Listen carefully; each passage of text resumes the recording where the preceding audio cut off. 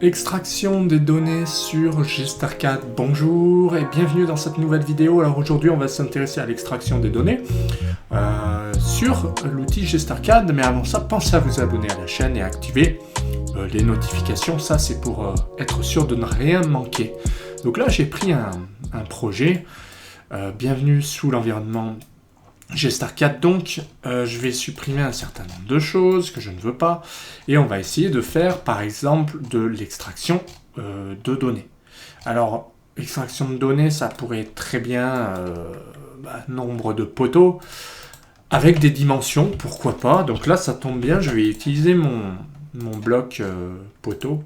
Alors ce qu'on va faire pour que ce soit plus amusant, eh bien on va le copier pour qu'il y en ait plusieurs. Alors on va essayer quelque chose, c'est de lui donner un incrément. Par exemple P1, voilà, P2, P3, P4, P5, etc. etc. Donc ça, si vous ne savez pas comment faire, il y a des lisps qui sont disponibles. Et je n'hésiterai pas à faire une vidéo là-dessus. Vous pouvez me contacter directement pour obtenir des informations, puisque je propose des outils adaptés à vos besoins. Donc petite parenthèse. Ce que je vais faire, c'est qu'ici je vais définir des dimensions. Par exemple, ceux-là ils feront 60 par 80. Et quand je mets à jour, vous voyez, c'est automatique. 60-80. Ceux-là 30-30. Alors pour s'amuser, ceux-là on va les mettre en 40-40, on va les mettre en 30-30, pardon. Voilà, comme ça on va voir si l'extraction de données fonctionne correctement sur GStarCAD. Je vous avoue que je ne l'ai jamais fait sous GStarCAD, mais comme c'est un outil que j'apprécie énormément, j'imagine que c'est comme sur AutoCAD, voire mieux. C'est clair. Non mais franchement. Donc là déjà oui, on retrouve la même chose.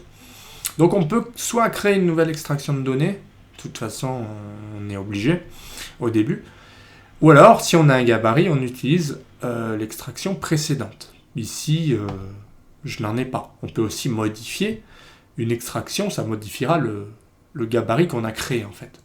Donc là, j'ai rien. On va laisser par défaut et on va faire suivant. Donc il faut l'enregistrer où on veut, pourquoi pas dans document. On va mettre extraction, tant qu'à faire, et enregistrer. Donc là, toujours comme AutoCAD, il suffit de sélectionner des éléments. Je clique ici, choix des objets, et parce que moi je veux pas tout le fichier en fait, donc choix des objets, je prends ça et je voudrais que ça. Ok, donc je fais entrée. Et ensuite je fais suivant.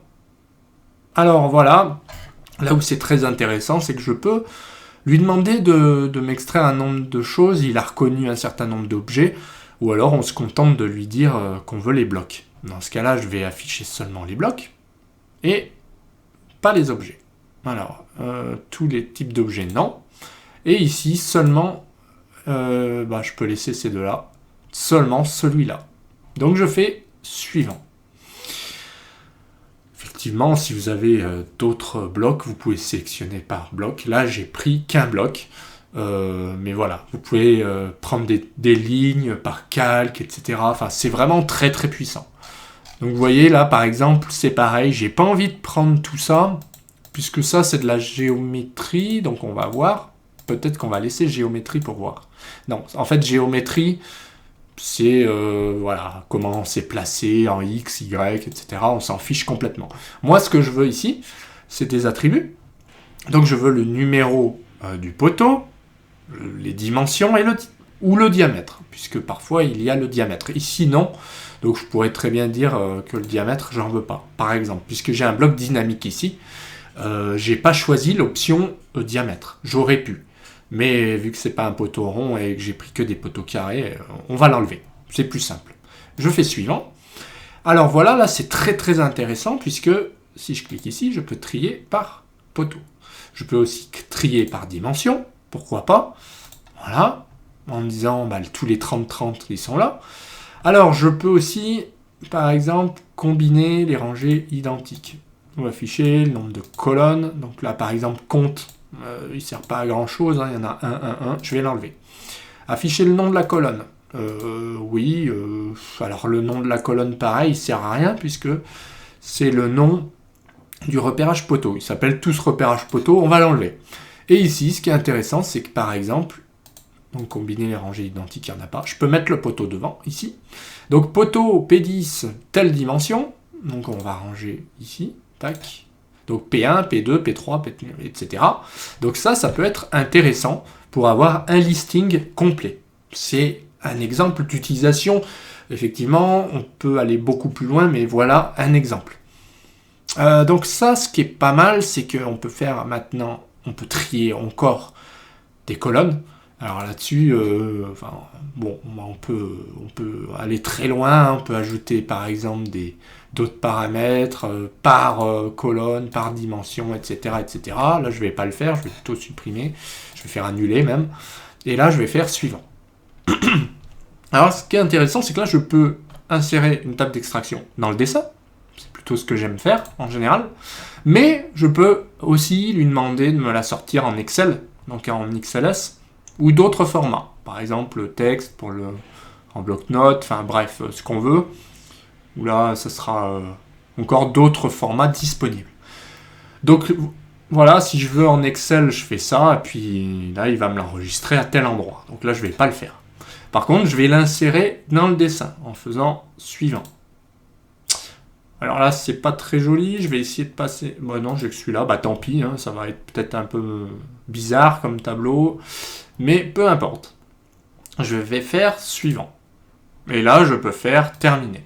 Donc là, il me demande d'insérer le tableau. Je vais cliquer ici. Bah non, c'est plutôt bien en fait. Et bien voilà, ce qui est pas mal, c'est que maintenant, j'ai un listing complet. Alors là, je peux dire par exemple, je sais pas moi, récap poteau. Voilà, poteau P1, P10. Donc là, je pourrais très bien bouger ça en disant le copier par exemple. Je fais CTRL-C. J'ajoute ici une colonne. Alors, insérer une rangée dessous. Voilà. Je fais CTRL-V. Ah, et pourquoi il veut pas? Il veut pas parce que c'est verrouillé. Bon, peu importe. En fait, voilà, par défaut, j'ai verrouillé des choses. Enfin, il me verrouille des choses, donc je peux déverrouiller avant de copier. Voilà. Et puis là, pareil, comme c'est verrouillé, je déverrouille et je pourrais peut-être supprimer en cliquant ici. Ouais, non. Je vais cliquer à nouveau.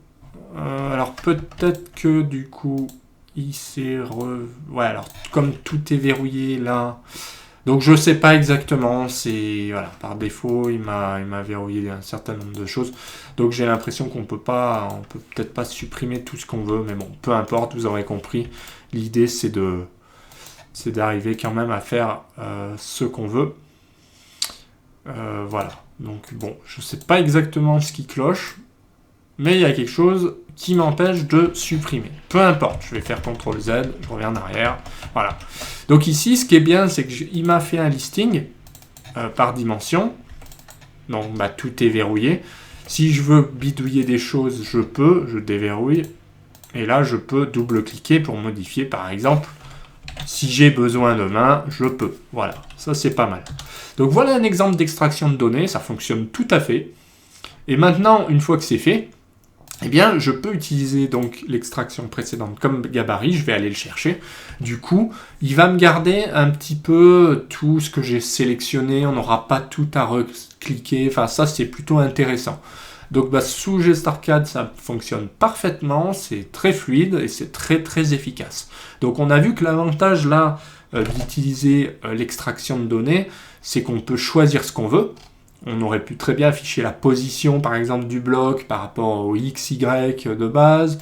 On pourrait afficher les calques, on pourrait afficher plein de choses. Et ici, simplement, j'ai gardé que des attributs. Donc on voit à quel point c'est efficace, à quel point le résultat se fait rapidement, et surtout, il n'y a pas de risque d'erreur possible.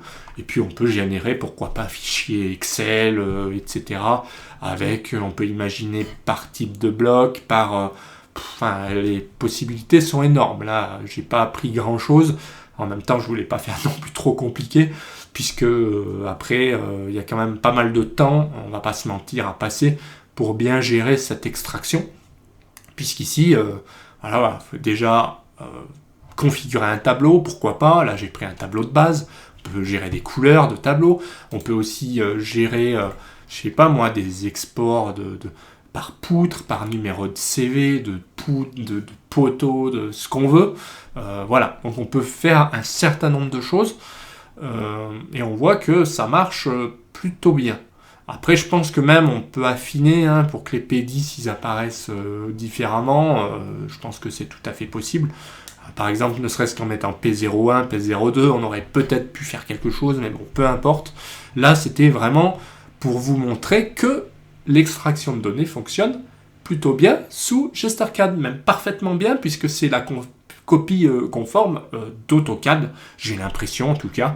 Donc voilà pour ce tutoriel sur GestureCAD 2022, outil que moi j'utilise maintenant au quotidien, puisqu'il est moins cher qu'AutoCAD, et il y a en plus de nouvelles fonctionnalités, et il est beaucoup moins cher et beaucoup moins lourd. Donc voilà pour cette vidéo, j'espère qu'elle vous a plu. Si c'est le cas, pensez à vous abonner à la chaîne, pensez à mettre un petit j'aime, pensez à commenter tout en bas, ça fait toujours plaisir, et à donner votre avis. Oui, important, je l'ai déjà dit, mais abonnez-vous à la chaîne et activez les notifications, ça c'est pour ne rien louper, et moi je vous dis à bientôt pour d'autres vidéos. Allez, bye!